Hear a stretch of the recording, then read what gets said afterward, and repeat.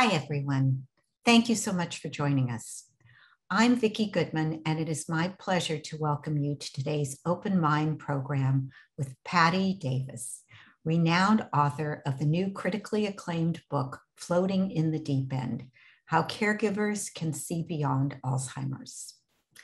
Patti Davis, daughter of the late President Ronald Reagan and Nancy Reagan, is the author of 13 books, including The Long Goodbye, which chronicles her father's last years and that she spoke about at an Open Mind program back in 2012.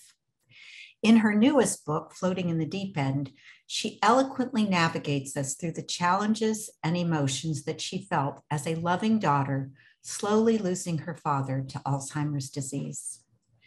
Patti also shares what she has learned about this mysterious illness and the challenges that the often overlooked caregiver faces.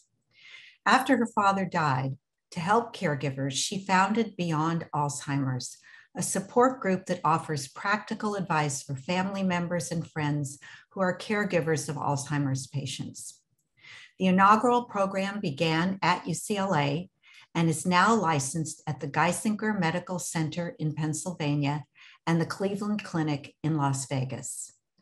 Dr. Linda Ercole, who served as the faculty co-facilitator for the inaugural Beyond Alzheimer's program at UCLA, will join Patti in conversation. Dr. Ercole is a health sciences clinical professor in the Department of Psychiatry and Biobehavioral Sciences at the Semel Institute and the interim director of the UCLA Longevity Center. She is a clinical psychologist and neuropsychologist with a specialty in aging, dementia, and caregiver stress. We would like to thank both Patti and Linda for taking the time from their busy schedules to be with us for today's Open Mind program, sponsored by the Friends of the Semel Institute and the Resnick Neuropsychiatric Hospital Board of Advisors. The Open Mind brings together thought leaders in science and culture like Patti and Linda for meaningful and relevant discussions about mental health issues. Following the discussion, we have reserved time for your questions, which we ask that you please type into the Q&A located at the bottom of your Zoom screen. Time permitting, we will get to as many questions as possible. Today's program will run for 1 hour and it is being taped and will be available for viewing tomorrow on our YouTube channel that can be found on our website, friendsofthesemelinstitute.org. There you will also find a library of videos from past Open Mind programs, a calendar of upcoming events, and information about the Friends Scholar program that supports the research of early career neuroscientists at UCLA. And now let's get started. Please join me in giving a warm Zoom welcome to Patti Davis. Thank you very much. Thanks, Vicki. I'm excited that Linda is going to be joining me. As Vicki said, Linda and I worked together on Beyond Alzheimer's for a number of years. When I ran the group from 2011 to 2017, twice a week. When I stopped running it, I wanted to take it to another level, and I wanted to license it to hospitals. My dream was, and actually still is to have it be the AA of caregiver support groups. I want it to be kind of everywhere. I was disappointed, but not surprised that a number of hospitals said no, because I think that caregivers are not given enough care, even though the medical establishment knows full well that caregiver stress is a very real thing, that it's very likely that caregivers, particularly of people with dementia, might get ill and even die before the person they're caring for because of stress-related conditions, because of heart attacks, strokes, things like that. I mean, think about it. The person with dementia doesn't have any stress. Every moment's new. It's the caregiver who absorbs the stress. So when my dream of having Beyond Alzheimer's in every hospital didn't come true right away, I decided to write this book, Floating in the Deep End, so that caregivers could have something with them that they could refer to and they could hopefully get some comfort from, as well as some insights. My journey with Alzheimer's began in 1994 when my father was diagnosed, a time when people were not talking about the disease. Lots of people had it, but people were not talking about it. So we kind of became the poster family for Alzheimer's. And as it turned out, at that particular time in my life, I was in a very, very dark time, and everything was kind of going wrong. I had fled California and moved across the country to New York, where I knew nobody. And it seemed like everything that I touched went wrong. So I really was thinking I didn't want to be here anymore. I was seriously thinking that I was just too tired in my soul to go on. And then my mother told me that my father had been diagnosed with Alzheimer's. So that could have been the last straw, but it actually had the opposite effect. I realized that it was something bigger than me. It was something bigger than my pain, something bigger than my despair at the moment. And it was something I wanted to show up for. And it was something I wanted to get right, no matter what the journey was. And I had no idea what the journey was going to be. And I never told anybody about this. And when I sat down to write this book, I thought long and hard about whether or not I wanted to include it in the book. And the reason that I did is that I thought, if somebody is reading this who is in a very dark time in their life and they're having the same thoughts about, I just don't want to go on, I wanted to impart to them the idea that there is something bigger than your pain. There is something bigger than all of the things that are dragging you down right now. There is someone out there who needs you. There is some situation that needs you. I want to go through sort of the arc of the disease, the beginning, middle, and end in the time that we have, both practical suggestions and emotional insights for the caregiver. So when the diagnosis comes, actually, first of all, let me say something about the diagnosis. I've heard a lot of times people say that their loved one is, losing their memory and getting confused, and they're sure it's dementia. So why bother getting it diagnosed? Because they already know what's wrong. No, you don't know what's wrong. There are a lot of things that can mimic dementia that are not dementia: thyroid condition, sleep apnea, B12 deficiency, brain tumor. So you do need to get a diagnosis. You also need to get a diagnosis as far as what kind of dementia it is.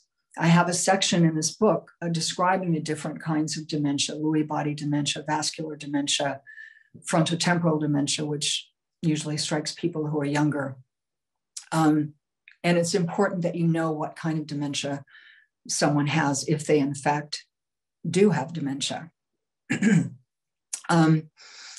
So if the diagnosis is dementia, I think what's really typical is that for the caregivers, suddenly it's like the walls come down, like the prison walls come down, and this is my whole world now, right? This is all I am. I'm the daughter or the son of someone with Alzheimer's.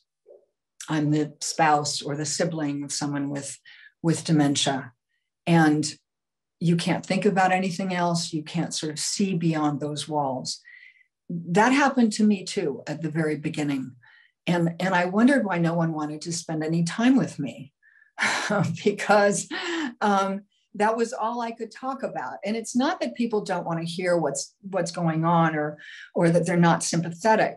But I think if you are encased in that as your whole world, you're not opening yourself up to the rest of the world. You're not opening yourself up to other people, and you're not opening yourself up to your own life. So I think it's very, very important at the beginning to make sure that you remember that you get to have a life. You're not being disloyal to your grief. You're not being disloyal to the seriousness of the illness by still having your own life. You're going to be doing yourself a favor in terms of stress. And you're also going to be doing your loved one a favor because you're not going to be as constricted around them. It's something really important to remember is that the person with dementia, obviously they're losing cognitive thought. So they can't really think rationally about why you might be behaving in a particularly emotional way. All they're getting is the emotion coming at them. So the more well-rounded you are in your own life, the calmer you're going to be with them. Also at the very beginning, and it's something that people don't usually think about, is grief and is the necessity for grief. I've said to a lot of people at the very beginning, when their loved one is at the very beginning stages, how are you doing with your grief? People have looked at me like I was insane. People have said to me, what do you mean? People have said to me, well, I don't need to go there yet. The reason to go there at the beginning is that Alzheimer's is really a death before dying. We tend to think of grief only after someone has died, but you're going to be going through that loss over years. And it's really important, I think, to surrender to that grief early on so that it doesn't have to catch up to you. When about a year before my father was diagnosed, I met a woman who, I tell this story in the book. I met a woman whose husband had died of cancer, and she was the sole caregiver.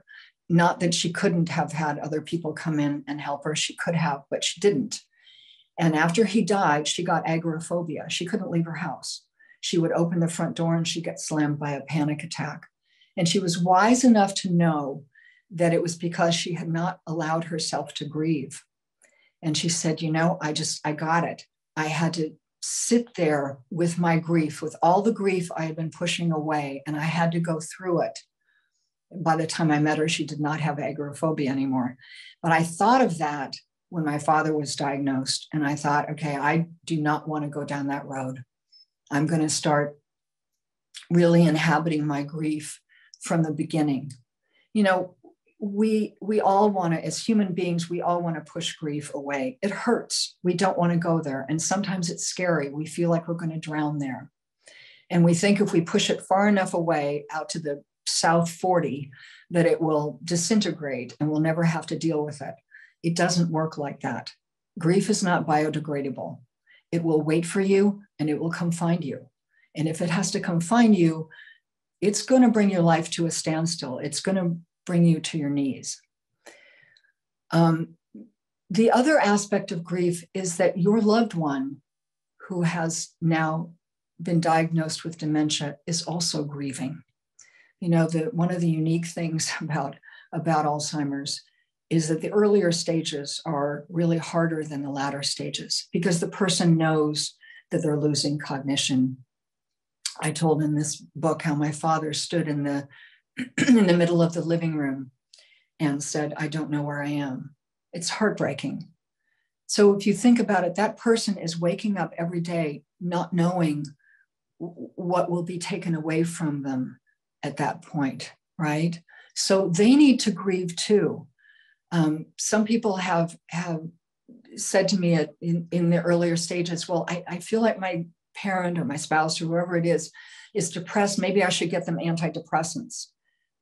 Well, if it lasts for 3 weeks or something, maybe you might want to talk about that. But they're allowed to grieve, they're allowed to be sad. It's a sad passage for them. The other practical thing that needs to be really addressed at the beginning is driving. A doctor is required to inform the DMV that this individual has been diagnosed with dementia. The DMV is notoriously slow. And it's really up to the family members and to the loved ones to get the car keys away. And it's a tough one. We were all really excited when we got our driver's licenses, and it's devastating to have it taken away. The good thing now is that there are things that you can give as a substitute. There's Uber, there's Lyft. People can be set up with a driver so that you're taking something away, but you're also giving them something. Look, you don't have to deal with parking, and you can try to make it a trade-off. It's probably still going to be hard. And people have gone to very creative lengths, disabling the car, taking the car away and saying it was stolen. They didn't have enough money to buy them a new car. Believe me, people have gotten really, really creative. But it's really important. As the disease progresses and people get stuck in a loop, or they move back through time, or if it's Lewy body dementia, they have hallucinations. You have to sort of go against what your natural instinct is, which is to correct them. It's not going to work, particularly if it's Lewy body dementia and they have hallucinations. They see what they see. A friend of mine who is helping sometimes to care for a friend of his who does have Lewy body called me one time, and he said she thinks there are men on the roof, and I can't talk her out of it. She won't believe me that there are no men on the roof. And I said to him, okay, don't do that. Go with it. There were men on the roof. I saw them, and you know what? I got rid of them, and I don't think they'll be back. But if they come back, then you let me know, and I'll take care of it again. I have a section in this book called Creative Lying. And it's really an important tool as someone continues down the road of dementia. We were all raised to, tell the truth, and that's a good way to live in the world. But in the world of Alzheimer's, lying is your friend. If people think that relatives who are dead are contacting them, or if they saw them, or if they're waiting for them to visit, go with it. It's better than arguing with them. I think the other thing when someone is in the latter stages of it has to do with caregiving, outside caregiving. That becomes oftentimes really a problem, allowing someone else into the house. And it's probably better to start that early. It's also, I think, a good idea to not tell them that person is there for them. Tell them that they're there helping you out. Also, one of the things that grounded me in the 10 years that my father had Alzheimer's was my belief that his soul could not be sick. His soul could not have Alzheimer's. And when I've said that to people, I always want to follow it really quickly with the idea that if that doesn't comport with your belief system or your lack of beliefs, that's fine. That's none of my business. Consider the possibility. Consider the possibility that what you are seeing in the disease is not the whole story, that there is still a human being in there, there is still a soul in there, because that will enable you to pick up on the times when there is an aperture that opens in the disease, when there is a way through and you can see into that person. Those moments are really fleeting. And if you've decided that there's just nobody there anymore, that they don't exist anymore, you're going to miss those moments. And they're really, really valuable. The other thing that got me through, that I really hung on to, that grounded me, was the idea that there's always another way of looking at things. That kind of goes along with the soul can't have Alzheimer's. There's always a different way of looking at things, whether it's your family situation or that loved one. I was lucky with my father. He was a very sweet and kind man, and that was his essence, and that's what remained when he got Alzheimer's, because that is what Alzheimer's is. It's a peeling away down to the essence of that person, which can be a good thing or a bad thing. And a lot of people have terrible experiences once someone has dementia, because it gets down to the essence of that person and they're not a very nice person. So I think it's really valuable to say, okay, there's another way of looking at this. In the 90s, I was lecturing somewhat frequently about being the daughter of a man with Alzheimer's, of a father with Alzheimer's. And I talked about this in one of my lectures, about looking at things differently. And a woman came up to me afterwards, and she said, that was so important for me, because she said, my mother has Alzheimer's. And she told me a little bit about her mother, which was a pretty harrowing story. I mean, it was someone who really had no interest in being a mother. And then she said to me, so I got it when you said, look at it differently, things differently. I got it. She didn't mean it. And I went, okay, no, wait a minute here. You just described a mother to me who was not loving, not tender, kind of mean. Did I get that right? And she said, well, yeah. And I said, she meant it. She meant it. How sad for her. That's the change in attitude. So if your loved one has dementia and they've gotten down to being the not nice person that they probably always were, but were kind of hiding it for a while, how sad for them, because they're stuck there now. That kind of takes you, that's what takes you out of your own woundedness, is to realize that someone else is wounded and they don't even know it, right? As the disease progresses into the latter stages, I think it is particularly important to remember to look at things differently. Someone in my support group said that he, in visiting his mother, who was in the late stages of Alzheimer's, that he felt so sad when he saw her, and that she seemed so sad and so lonely. She was in a facility, and every time he came, every few days when he visited her, she'd just be sitting by the window all alone, looking out. And the people at the facility said that she didn't really interact that much with the other residents. And he said, I feel so bad for her. I'm the only interaction that she gets. And I said, wait a minute, you have no idea where she has drifted off to in her head. She could be walking on a beach in the Bahamas at sunset with a gorgeous man, and then you show up and ruin the whole thing, right? We don't know where someone has drifted off to. And as I said earlier, the latter stages actually are a little bit easier, because for the most part, where someone has drifted off to, they're okay there. They're content there. There might be moments of upset, but for the most part, they're content there. So that's another way of looking at it. Henry Ellis said, all of life is a fine mingling of holding on and letting go. I think that can apply to life in general, but I think it's a really important thing to remember with Alzheimer's or with any kind of dementia. We have to let go of who the person was to us in the familiar ways that they were.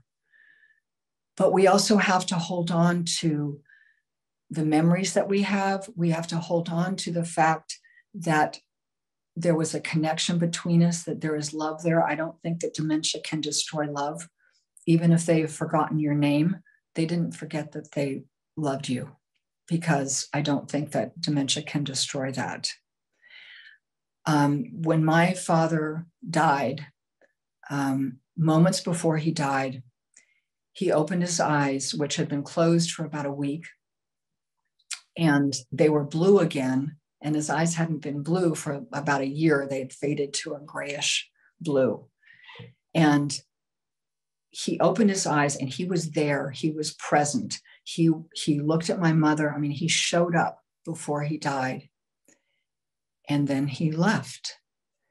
And I thought, okay, all of these years that I have been holding on to the idea that his soul couldn't have Alzheimer's, I just got my proof of that, because he was so far away. There was really no interaction anymore at all.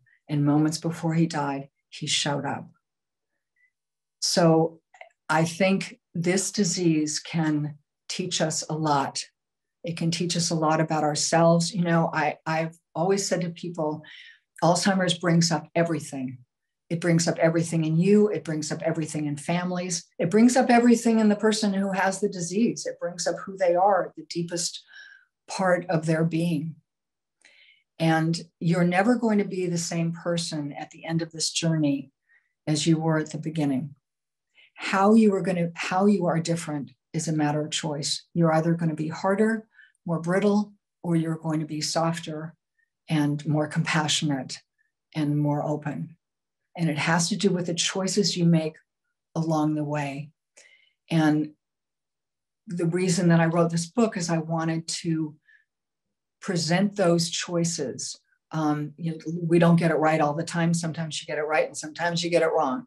But if you sort of ground yourself in the idea that I'm going to grow from this experience, I'm going to learn and stay open, I think you do change and you do look back at who you were before this entered your life, and you realize how far you have come. So I think it is time now to let Linda in to join the conversation. Hi, Patti. Hi. Hi, it's great to be back here with you. I feel like I'm sitting next to you again in Beyond Alzheimer's group. I know. So I want to start out by saying that I read the book, and you could have easily titled it Straight Talk About Alzheimer's Disease, which I think is so important because the kind of information that's in the book is really heartfelt. It's not about, in a manual. It's not the kind of information that's a how-to. Maybe it's more about food for your soul. Plus, it has information that's really important for the practical aspects of caregiving. And I just wanted to say that because a lot of people aren't going to say the kinds of things to a caregiver that you're saying. Yeah. Through the book or through this webinar. And it's so vital to hear those words. Yeah. So, and it makes me think about, like, why should somebody join a support group like Beyond Alzheimer's? Why should a caregiver join a group like that? Well, I think you need travel buddies. You need someone, you need people to talk to who understand what you're going through. And, if you can't find a support group, then find friends of yours who understand what you are going through, because it can be very risky to talk to people. And I write about this in the book, to talk to people who don't understand and who are going to judge or, just make you feel bad about what you're feeling. It's really important to be able to talk about your feelings. We've both heard this, like toward the end of the life of the person who is ill, and the caregiver will say, I just want this to be over. It's been going on, so I just want them to go. And then they, usually people feel bad about saying that, but no one else in the room reacted to it because everybody understands. They're not coming from, I want to put a pillow over their face. Thank God we never heard that. But, it's just a human feeling that this has been going on so long. They're just lying there and I just want it to be over now. It's a very human feeling. You need to be able to express it in a safe environment. Right. And I really like the idea of you talking about travel buddies. Yeah. Before somebody gets to a group, they're often alone, right? Mm-hmm. They're often navigating by themselves, and they feel like they're, cast off in the outer space sometimes. Yeah. He feels the way I do, and what's wrong with me because I have these kinds of thoughts. And so they end up feeling guilty about feeling tired, about wishing it was over, and there's shame too that comes with that. I think one of the things that, you know, that I saw, that we saw together, was seeing people come to a different realization about their journey. Yeah. And about how they feel about themselves. Yes. And thoughts that they've had. Yeah. Yeah. I think Alzheimer's can be, you know, we would talk in the group, and I've written in this book about the gifts of this situation, you know, and the first time people hear that, they're going, what do you mean? I mean, this is terrible. And this is, you know, my loved one is ill and they're leaving, and, you know, how can there be a gift in that? But that's how we get gifts in life. You know, they don't come wrapped up in happy situations all the time. They come through difficulty, and they come through really exploring the human condition. And, you know, there are insights and lessons that you can learn from this disease that I don't think you can learn any other way. You're seeing the stripping away of a human being, you know, and it's very instructive. And another thing that you mentioned was that love doesn't have to die because your loved one has Alzheimer's, and your relationship may change. But I've seen different kinds of love created in the interaction between husbands and wives, or partners, parents and their adult children. And we've seen different types of love grow out of that relationship. And maybe certain types of love aren't there anymore, but other types emerge. Can you say something about that?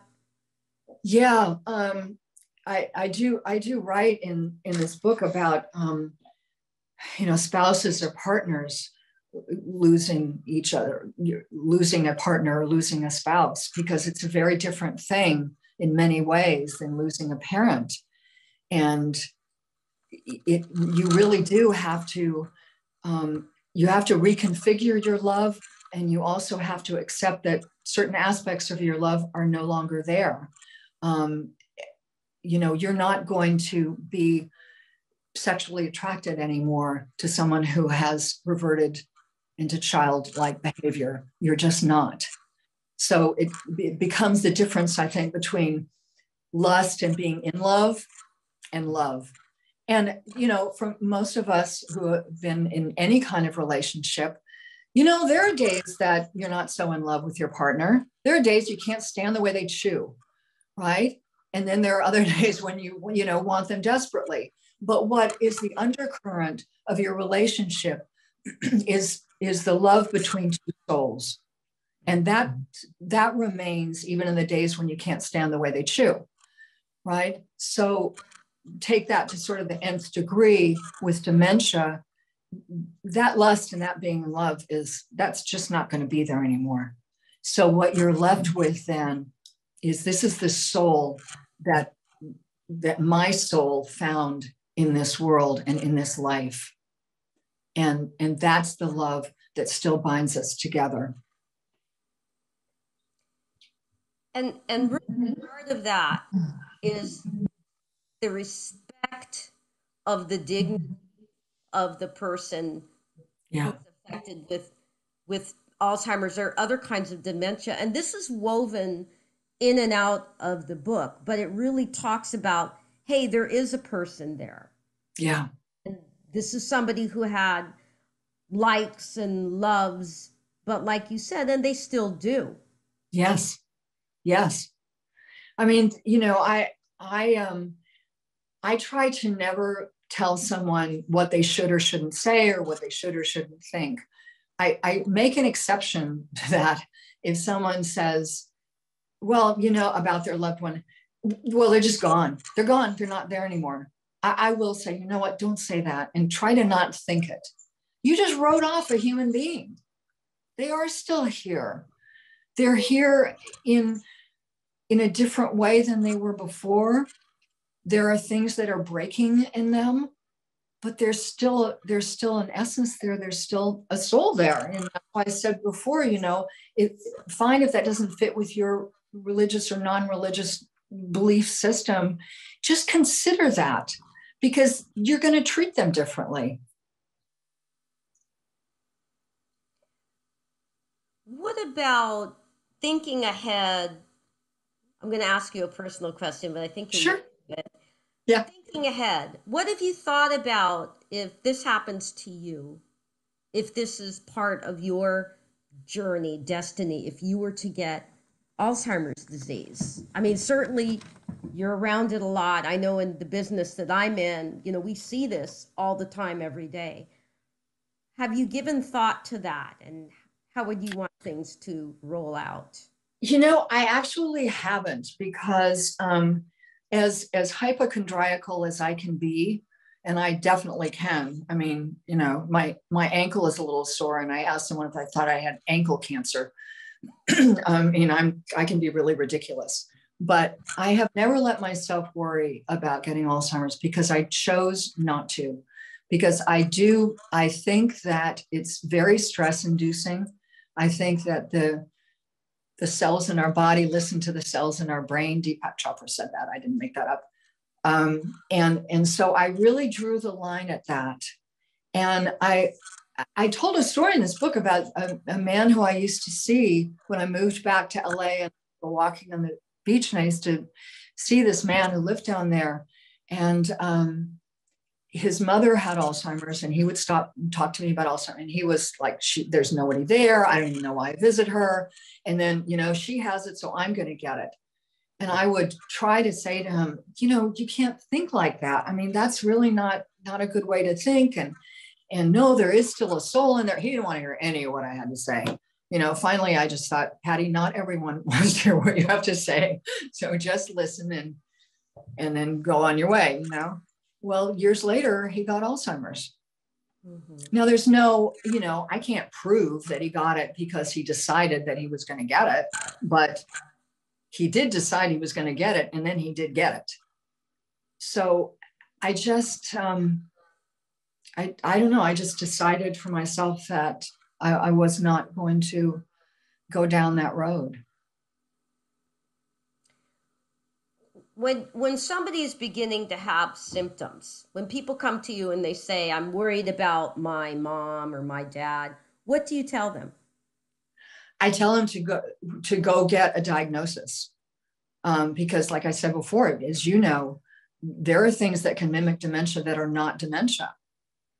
And, what if you decided that it was dementia, you never got them checked out, and it turned out they had a brain tumor, and it could have been removed and they could have been fine, or any of the other things that can, can mimic those symptoms.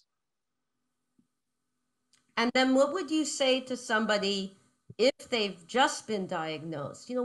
Because so many people have a hard time finding the words. This is what we've heard from a lot of caregivers. Like, I have people over, they don't want to come, they don't know what to say. What would you say to folks who are in that situation? Where either they know somebody who's been diagnosed, or maybe they themselves have just been diagnosed. Because that can be a very awkward time and a very lonely time too. Yeah. I think we have to not be afraid, particularly the person who has been diagnosed. We have to not be afraid to talk to them about what they're feeling. Like I said, they're grieving. They know that they're losing cognition. They know that their memory is faltering. So it's really important to allow that, give them the room to talk about what they're feeling. Down the line, as the disease gets worse, they're not going to be able to express it to you. So how about talking about it now? How about letting them cry, letting them be angry, letting them express all the things that are going on in them? I think people are afraid of that because it's sort of like talking about death. We don't like to talk about death because we feel like if we talk about it, we're inviting it in, right? Like it's going to come through the door if we talk about it, and it's going to leave with somebody, right? No, we used to talk about that in group. Like some people are going to catch it, if Dementia, You talk about it. if they talk about it or go visit somebody with Yeah. dementia, and what do I say? Yeah. Well, what do you say? You ask question. You ask how they're feeling, right? It's not so much about what you say. It's about what you ask of them. And also, I think it's also not so much what you say as who you are coming into that situation, right? If you're coming in with your fear, if you're coming in with your opinion that, well, they're leaving, they're gone, that's the whole reality of who you are at that moment, right? It doesn't even matter what you say, because that's what you're leading with. So I think, you always have to look at, where am I coming from here, right?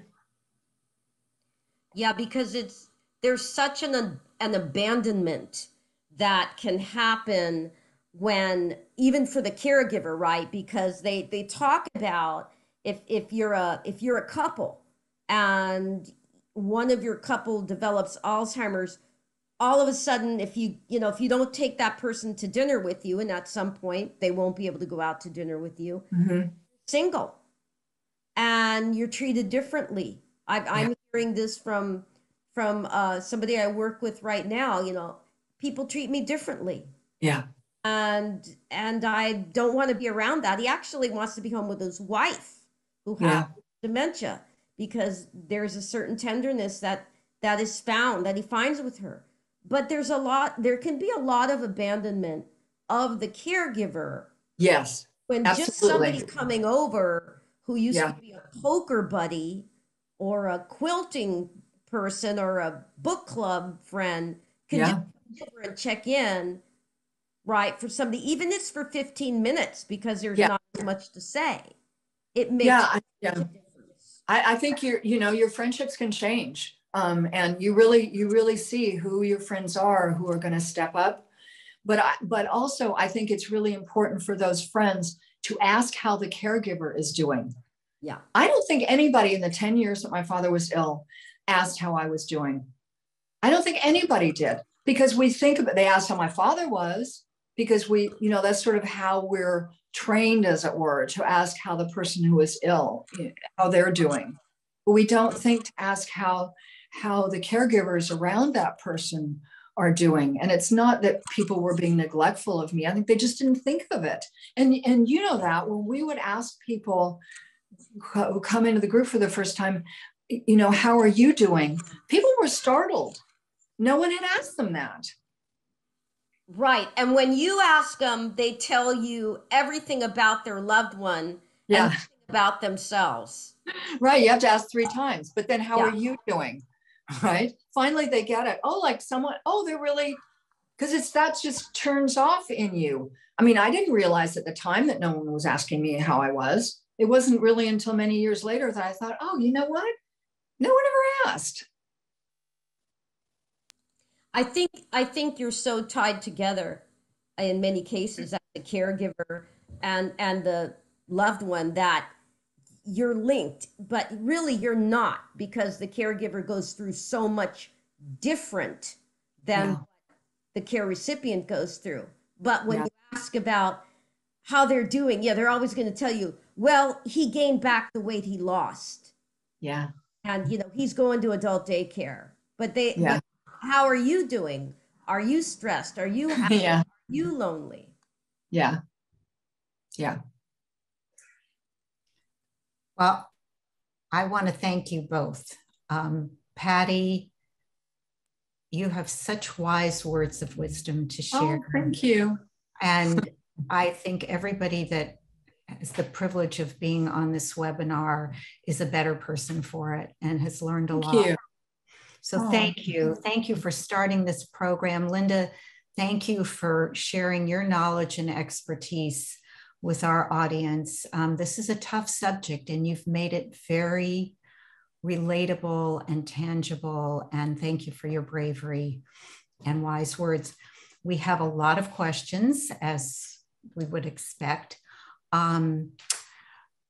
So we have a question regarding music, which has been coming up a great deal in relation to Tony Bennett, and before that, Glenn Campbell.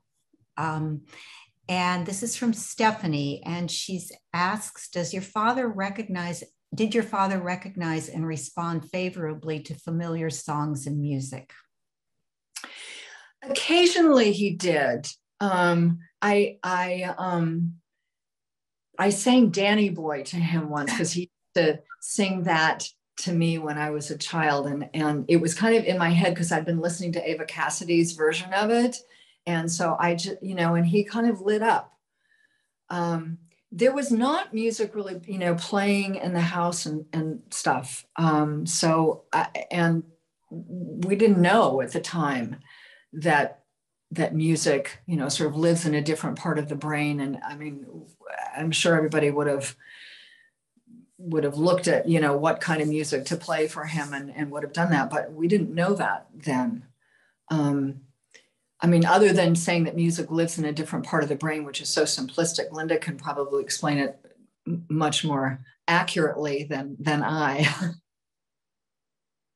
Well, I think it's good enough, but it's true. Oh. Very old ingrained memories, and it's distributed differently how we remember it. And it's very limbic, right? Limbic meaning that's our emotional center. It touches our emotions. And so when we're hearing, Frank Sinatra or Tony Bennett or whomever their favorite is, it's striking some of the very old memories, because normally it's the songs from someone's, youth, right? Yeah. Not the song that they liked 5 years ago, but it's also quite emotional. And so it gets attached to that system, which is less involved, because it's subcortical instead of being on the cortex. In Alzheimer's anyway, it's more what we call limbic. So, okay. But I think the most important point is, there's more ways to somebody's heart than just through talking to them, right? Yeah. Yeah. Oh, that's a great way of putting it. Yeah. Thank you both. Question from Ada. Who can make the correct diagnosis, and what tests do you recommend them having, and which specialty? Who would they go to see to get a diagnosis? Well, I have a quick answer, and then Linda should also answer this. My quick answer is that you should go to a neurologist. You do not want your family doctor diagnosing someone. We actually had someone come in to the support group who was describing his father and who had been diagnosed by the family doctor as having Alzheimer's. And what he was describing was clearly Lewy body dementia. And we suggested he go to a neurologist. And when he came back, that was the diagnosis. Linda? Yeah, as far as specialties go, I agree that a neurologist is really kind of like the specialist, especially a neurologist that understands behavior. So there are different types of neurologists, but behavioral neurologists or neurologists that work with people with dementia are really trained to do this. Also, a geriatrician, a good geriatrician also should be trained, and usually are, and I work with many of them at UCLA whom I trust immensely, to pick up on at least, the earlier warning signs that this is not normal memory loss. You could also go to a geriatric psychiatrist, because this is often what they do. Sometimes people present with depression or a mood disorder, and people don't realize that is a manifestation of an early neurodegenerative disease, which is another fancy term for dementia. So they're also trained geriatric psychiatry to pick this up.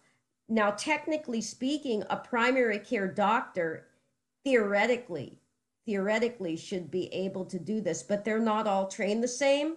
I've many stories where people feel like they're blown off because they're like, oh, this is nothing. It's just age related. Yeah. And they're missing it. So unfortunately, even though a lot of our healthcare, system is set up to go to the primary care first. And I certainly work with primary cares that do this and that are good at it, but I've seen much more variability in their training and ability to recognize. So, if you need the referral and you cannot get to a specialist without going through a primary care, then I would recommend the family be very explicit about, my loved one is losing their memory. This is not them. And give examples of what they're doing that is uncharacteristic. But don't try to explain it off as, oh, I just think it's age related too.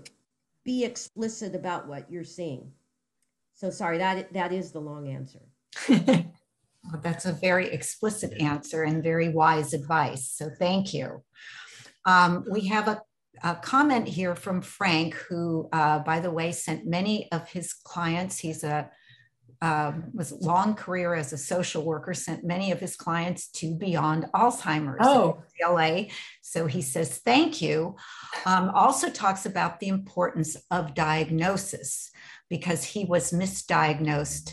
He thought he had dementia and others did as well. And it turned out that it was not dementia.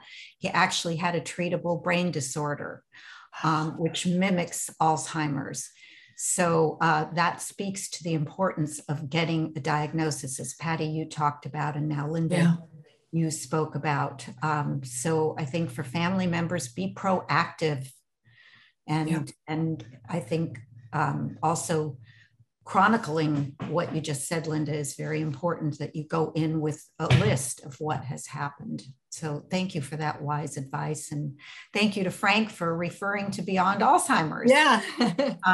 Personal comment, I think Beyond Alzheimer's should be in every hospital. And it pains me to hear that people turned you down, Patti, because the caregiver is so important. So often not recognized, their own pain and stress is not recognized. And it's so important. And I hope that more hospitals pick this program up and implement it. I do too.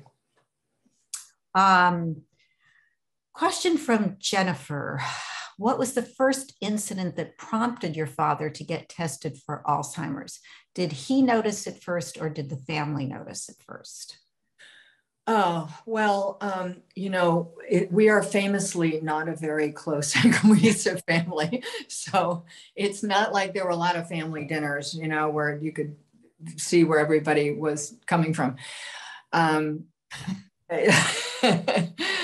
So I don't really know what the signs. I do know, and I've written about it in the book, that they did see plaque on his brain in 1989 when he fell off the horse. And he had a brain bleed. So they obviously did an MRI or a PET scan or something. And they did see plaque on his brain. So the word Alzheimer's was first mentioned there to my mother, who did not tell my father and only told my brother, who then told me, but I wasn't supposed to tell anybody I knew because our father didn't know. It's very exhausting, my family. You really need Post-its around to, like, who knows what, and it's really exhausting. So my impression is that there wasn't more of a workup done at that time, because obviously my father would have known that something was going on, right? So it wasn't until 1994 that the firm diagnosis was made. And I can't really speak to, moments when, oh my God, look at that, he completely blanked out. And I think that just real quickly, I think that's a really murky area for anybody, because we all blank out sometimes, we all lose our train of thought. We all forget something. We forgot things when we were 15 too, but we didn't worry about it then. So it's, I think that just gets really murky, well, they probably had it then because there was that day that they left their credit card at the store. Well, maybe they just spaced out and left their credit card at the store, Thank you, Patti. Craig here is wishing you a happy birthday coming up in a couple of days. So happy birthday, thank Patti. you. Can you talk a little bit about family dynamics? And I know you have a very complicated family, and maybe Linda, you can weigh in on this as well. Do family dynamics change as a result of this Alzheimer's diagnosis? Do personalities change, or do they just intensify? Can you just comment a little bit about what you can expect? Yeah, they change in Lifetime movies, you know, when something bad happens and the family just bands together that was never together, you know, before. In real life, it doesn't work like that. Every family has its own homeostasis, and ours was, you know, very fractured. And it's human nature to hang on to what is familiar when difficult things happen, when challenging things happen. So something like dementia comes into your family, people are going to hold on to the roles that they've always played. You know, people who have said to me, well, you know, I'm the only sibling that's there for our parent. I mean, my brothers and sisters, they're just, you know, they don't show up. And then you go, well, how was it before Alzheimer's entered the picture? Did they show up for things then? Well, no, not really. Okay, well, so where's the surprise, right? You just become more of you just hold on tighter to who you are. Thank you. Can you talk a little bit about you touched on it, the importance of showing up. It's been touched on many open mind programs. Rabbi Steve Leder touches on it. It's the power of showing up, and Dan Siegel's book, The Power of Showing Up. Can you both comment about the power of showing up for someone with Alzheimer's who you think doesn't realize that you're there? But in that moment, perhaps they do. Perhaps they are happy to see you in that moment. Right. And even if they can't show that, they probably do know it, because, as I said, I don't think their soul is ill. But, you know, it's really the difference between, are you going to operate out of fear, or are you going to operate out of love? That really gets down to that choice. Fear is what makes us stay away. We don't want to be around that ill person. And love, even if you had a difficult relationship with that person, just the compassion, the love for another human being is what makes you show up. And it's what we are supposed to do on this earth, you know? And that, again, I think is one of the gifts of this disease, is it brings us to who we are meant to be. Someone, I remember in the support group, said to me, I think it was about control issues, said, well, this is just who I am. And I said, well, you know, there's who we are, and then there's who we're meant to be. And they're usually not the same thing. And who we are meant to be are people who show up for other people in difficult times when they're leaving this world. I mean, that's a very powerful thing to do, to be at someone's side when they are leaving this world. And yeah, it's scary. It's going to bring you face to face with your own fear of death. But you know what? It's also going to change who you are as a person, and bring you into more of who you are supposed to be on this earth. I don't think God put people on this earth and said, okay, you're going to be the control freak, and you're going to be the one who runs away whenever anything is bad. Those are the roles. I don't think that's what we were meant to do here. I think it's tough to show up. I know it's 6:01, so I'll be brief. It's tough to show up, and showing up has a lot to do with the prior question was about family dynamics. And there are folks that aren't going to show up, but I think it's important to have family discussions and family meetings, and try to share the information with the family and give people the opportunity to pitch in. So we have some caregivers want everything, right? Because they say, I'm the one who I know I'm going to end up doing this. But you have to give people also the opportunity to show up. And maybe they can't show up in a big way, the way the main, caregiver does, but they can show up in smaller ways that are helpful. And so I just wanted to put that out there. And there is remember that people with Alzheimer's disease can read emotions. They can even, if you're there, but you're having a bad day, you're angry, you're irritable, they can read emotions a lot better, Yeah. than understand what's coming out of your mouth. And Yeah. so it's very important to kind of try to relax and do some, work on oneself, do some deep breathing, talk yourself through, the situation, but don't take that anger out on the person, because even if you're not screaming and yelling at them, which we hope that you don't do, they're going to pick up on your tension and your anger. Yeah. Thank you. Well, as you pointed out, Linda, it is 6 o'clock, a few minutes after, but I'd like to end with Cindy's comment. She says, "Thank you so much for this talk and your book. I attended your support group for a couple of years when my mother was alive with Alzheimer's. Your advice is excellent. The group was so helpful to me, and it has given me tools to help others, particularly my concern for the caregiver to take care of themselves as best they can." I can't think of a more appropriate way to end That's this. so sweet. Very beautiful. And I know exactly who that is too. Well, I thank you both for this. Really, you're inspiring and so informative and very wise words. And I hope that we have given hope and good advice for people who are living with people who have Alzheimer's disease. So thank you both. I want to thank everybody that has tuned into this webinar. Our next one is on a very different subject. We are going to welcome the journalist Melinda Wenner Moyer, whose book, How to Raise Kids Who Aren't Assholes,